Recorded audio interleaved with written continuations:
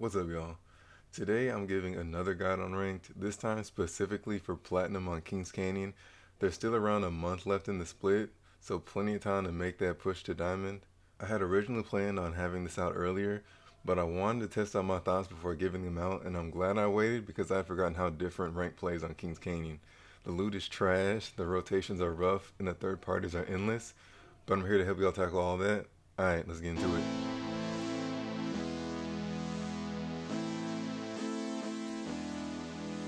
First things first, I want to talk about what makes Platinum so tricky. Platinum has the widest range of skill of any of the ranks. You have people who aren't good but play a lot, you have people who are good but don't know how to play ranked, and you have predators just passing through. You never know if the team you're pushing or trying to third party is trash or a pred 3 sack that just hasn't played ranked this season. To deal with this, you need to know where you fit in. Are you confident you're a top player in the lobby every game, or do you just barely squeak through gold? This is going to determine how you should approach each game, but to be fair, a great player can take the strategy of someone not as good and be successful. It just might be a bit boring for them. First, I'm going to expand on what I do to solo through Platinum pretty easily every season and some other things to keep in mind. My first rank guide, I started with landing, but this time I'm focusing even on the pregame with legends and team comp. A lot of people get hung up on the meta and whatever the best legends for solo are, but to be clear, when you're solo queuing, every legend is acceptable. You have to play with who you are most comfortable with. With that said, there are legends clearly better than others. It pains me to say it, but Caustic is the clear-cut best legend for solo queuing. I won't go too much into that. I haven't even bought him on my PC account. I did my ranking with Horizon. Other top tier solo legends as of now are Octane, Wraith, Bloodhound, and Loba. Bloodhound, outside of him just being a solid legend, gets assist credits for his scans, which can lead to easy kill points. Now for team comp. If you are playing with friends, whether it be duos or trios, all of the solo legends would clearly work, but I would stray away from those without team capabilities like Mirage. If you're playing with friends and trying to rank, you should use that to your advantage as much as possible. This will include most legends in the game, but I would still probably stay away from somebody like Rampart. To be more specific on team comp, if you're playing with a team and trying to sweat it out in rank, there's no reason for you to not be abusing the legend meta. I don't even want to say this, but I want the sky to be thorough, so if your goal is to climb, you should be playing with Revenant and Octane. It's easily the most broken thing in the game right now. I've never used it, but while writing this, I've literally died 4 times in a row to them. To keep it simple, you see a team to fight or third party, you use your Revenant ult, you throw down a jump pad, and you jump on them. If you do a lot of damage or knock one and get sent back to the totem, you push. If you don't, you just run away. Super aggravating to have happen to you, but I'm sure whoever's doing it is having fun. Third legend doesn't really matter too much with this combo, but I'm sure an aggressive legend or somebody like Crypto wouldn't hurt. Gonna sidebar for solos really quickly to talk about queuing up with duos. They can be either a godsend or a nightmare to deal with. To them, you're just another trash random until proven otherwise, so your best move is usually to just try and stay on top of them. After the initial drop and looting, you should never leave their side. If you're lucky and they communicate with you, you might get a little bit more freedom, but most just sit in their Discord or party chat not telling you anything. Especially keep an eye on them during fights because they will back out and not say a thing. At the same time, if they're toxic, you really can just play for yourself, be stubborn, and try to tell them for making bad plays, but it's a toss up every single time. Okay, now for landing. Last time I said try to land alone and play for placement in in-game. I still agree with that somewhat, but be cautious that KP is both harder and easier to get on Kings Canyon. What I mean by that is, it's a lot easier to find people or run into them inadvertently on this map, but it's also a lot harder to get isolated fights. There's a 90% chance you're getting third partied anywhere on the map. What you think might be an easy third party can easily turn into a 5-team fight and you're getting sent back to the lobby. So I'm going to give you two options depending on your skill level or team comp. For my solos or teams that know you aren't the best, still look for that uncontested drop. Solos, be sure you're always choosing your legend on the screen and trying to secure that jump master. Be conscious of the team's landing and points of interest around you. Try to communicate that with your team and plan your rotations accordingly. Your goal is the end game. Solos, try to IGL. If you're not confident in your IGL abilities, keep working on it. For solo queuing, they're invaluable. For my confident teams, try to find a permanent drop spot or two, preferably on the northern side of the map. The northern side of the map with the new area is way more dense than loot than the older parts. You want a place you can loot confidently before engaging, but you don't want to fight any more than two teams in your landing spot. If it's hot, like three or more teams, just bail and go somewhere else. Even if you're lucky to survive that initial big fight, there's probably more teams on the way. And even with the extra KP this season, if you're around 8 kill points off drop, know you took an unnecessary risk to get there. Ideally, you're leaving your drop with like 3 KP. That makes it so if you die, you barely lose any, and if you're alive, you're set up nicely to play for the end game. It's not super important to have max KP going into the end game because it's very hard to win the game without killing at least a few more people. With that said, let's move on to the mid game and rotations. The first thing I will say about the mid game is that you don't want to fight here. At this point, everybody will be converging towards zone, which means even more third parties.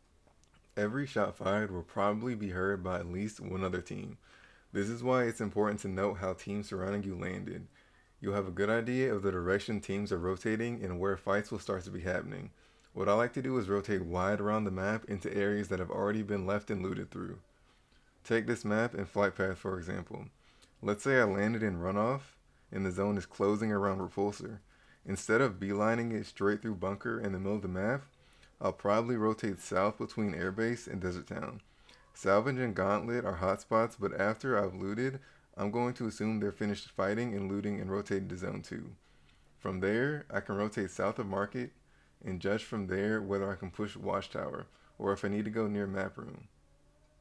If no one landed on me or at airbase, I'm probably already looking at 10 to 13th placement points while taking almost no risk. Now I'm going to show you a map of Kings Canyon edited with hot zones. The area in the middle highlighted red is where I'd say there's almost a 100% chance of getting third party there. That doesn't mean you can't rotate through it, but it does mean you shouldn't try to fight there. Like I said earlier, there's a chance of getting third party everywhere, so I'm not going to go too hard on editing this map, but this area specifically is a huge danger zone. Also, a key thing to keep in mind is the moment the first shot is fired is when the timer of a fight starts. First knock doesn't matter, when you decided to push doesn't matter. As soon as one shot is fired, people know there's probably more than one team there, and they're thinking about easy KP. If you're having a fight on this map, you have to recognize that timer and know when it's time to just leave the fight. Solos. If you know it's death, run away and try to get your randoms on board. This is why you want to know where the teams landed around you and why you should be pinging or calling out every single team you see, no matter the distance. If you see a team from a distance and don't think they're a threat, that could change instantly when a team appears in front of you and starts a fight. It's only a matter of time until that first team is coming back looking at third party. This leads directly into my next point. Know when to run away.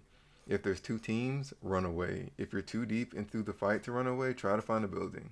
If you're fighting in a building, try to end the fight as soon as possible and bunker down for the second team. If you see a team on height, run away. If you see a full team in a building with a caustic, run away. You get the point. You should only be taking fights you know you can win and win quickly. Anything else is an unnecessary risk. This is the single biggest difference between diamond players and hard stuck platinum players. You can be a great fragger and get stuck in platinum if you don't know how to disengage. With all that in mind, remember the main point of mid game is positioning yourself for the end game. Before we talk about the end game, let's talk about zone. If you have a recon character, scan those survey beacons. Try to find you a nice building or high ground to hold in zone, get cozy and relax. If you play edge zone, know that you'll have teams on both sides, and the same if you're trying to hold center zone. If zone closes on a corner of the map, try to find a spot that has your backside blocked off and try to keep everything in front of you. Keep in mind that zone doesn't really start to hurt until zone 3 is closing. Don't be afraid to rotate through zone until then. But when zone 3 is closing, if you get caught in it, know that you're probably dead. If you fought early and your teammate needs to be respawned, try to do it as quickly as possible closest to where you landed, even if zone 1 is closing. Zone 1 barely hurts and is probably your safest bet. Even if a team sees it or hears it, they probably won't push that far in the zone. Also, you can easily rotate around any gatekeeper since it barely damages you. Mobile respawns are also huge here, but I'm gonna be honest with y'all, I rarely pick those things up. If you're not confident, you probably should though. Now let's talk about in-game. I will admit there's a million scenarios here, so I'll keep it somewhat broad and maybe break down specific ones in another video, but the key points are positioning, rotating, and gatekeeping. If you're not near center zone, bunkered down, or playing some type of high ground, you need to be in cover near the edge of zone. Players near the edge of zone have a little bit more freedom in how they rotate and can take advantage of cleaning up smaller teams for easy kill points, but teams near the center will need to rotate shorter distances and sometimes can win games off positioning alone. This is where defensive and mobile legends shine. Wraith should be ready to portal, Octane jump med, Horizon's grab lift, Jibby's double push, you get the point. Use everything you can to get into good positioning. Never try to start a fight you can't finish extremely quickly, and if you do, reset just as quickly. If you see a spot that is a lock to win the game, don't be afraid to fight for it, but also if you're top 3, try to be the team third partying. Watch the kill feed for knocks and try to know which team is which. Be cautious of how many squads are left and the number of people. Like, if there's 5 squads left and you can't see the number of people, that means that almost every squad is missing somebody or there's a bunch of solos. This will help you plan on your rotations and let you clean up easily. So many games are won very easily just by having your full team alive. The last thing I want to touch on real quick is ratting. For those unfamiliar, that's when you're the last person on your team alive and you're just hiding for placement. It should only really be used as a last resort. Unless you have a large amount of time to play, it won't really amount to anything.